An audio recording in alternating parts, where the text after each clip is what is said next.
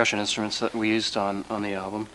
This is what you would call a modern-day darabuka that's from Egypt, originally found in North Africa, made from pottery, like earthenware, and the original skin that they've actually used on the African drums were fish skins, so it's quite an interesting instrument.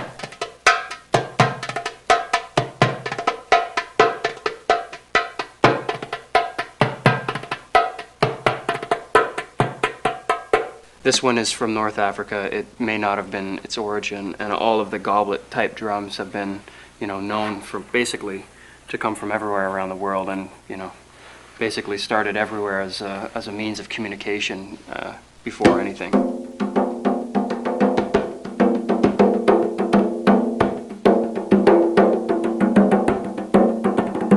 This one originates from India.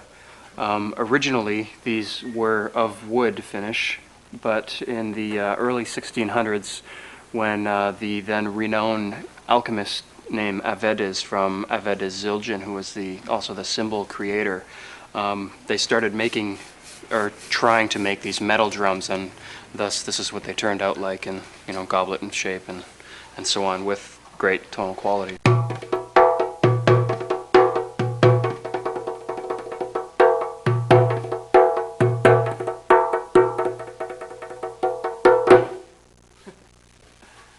The harmonium, it dates back, it's European in origin. It was brought out to India sometime in the 18th century, 19th century. And basically you have it's a reed organ with bellows in the back that compress the air and force it through various metal reeds that are lifted by pressing the keys. You can control the pressure with these valves here. These are controlling octaves, the odd ones, and the even ones are controlling drum notes.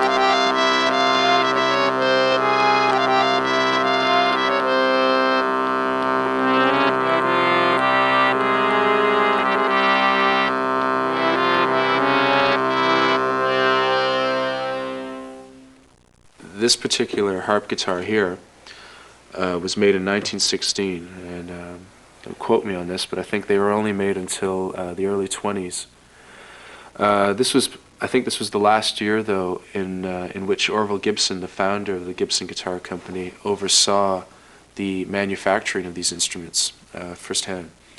So, as I've been told, this one is one of 6 in existence.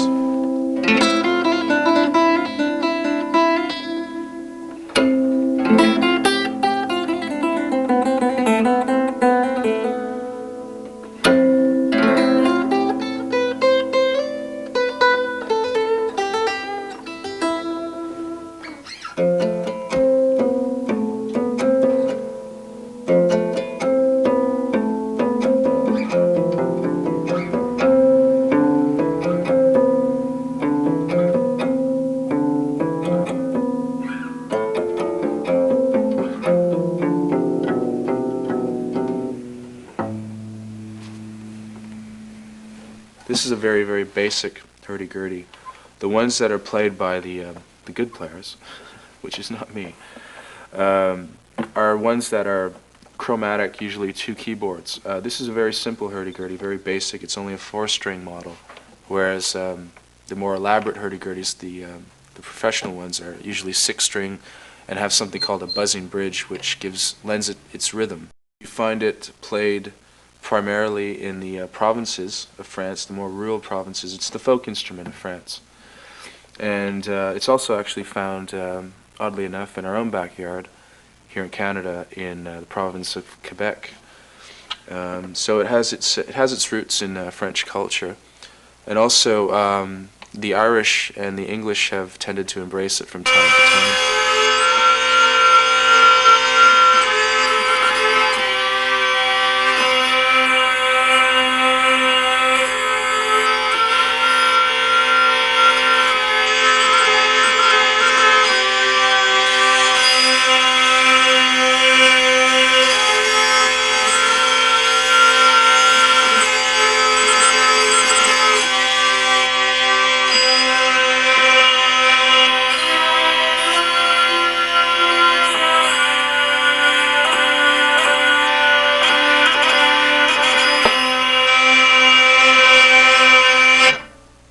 I actually first got interested in this instrument when I witnessed a concert by the English-Australian duo Dead Can Dance, if you're familiar with their music.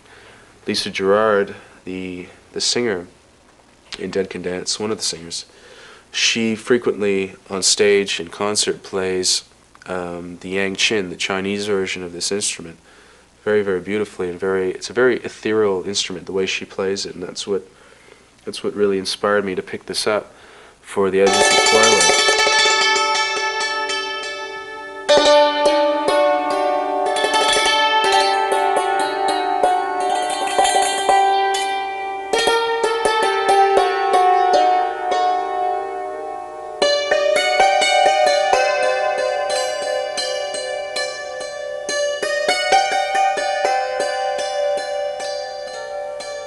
This instrument is very percussive, as opposed to its counterpart in the sitar, whereas the sitar is a bit more of a gentle, transient instrument. This is a very aggressive, percussive instrument, as Indian instruments go.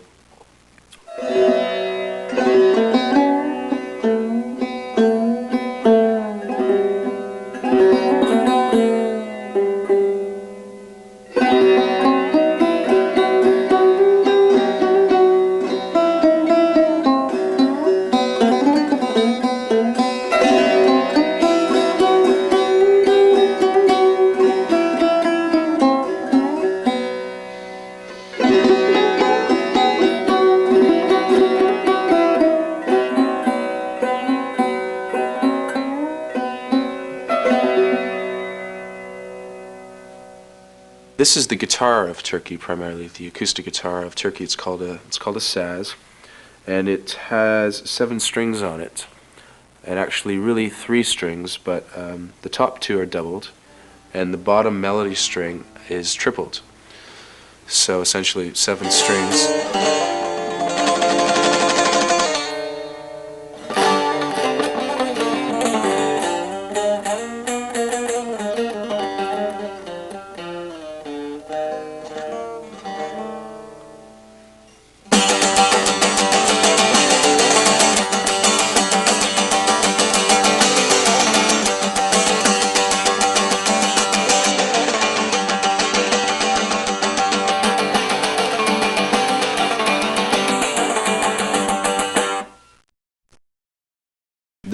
This is one of the first exotic instruments that I ever picked up. I got this in a pawn shop, I think for about $250, $300.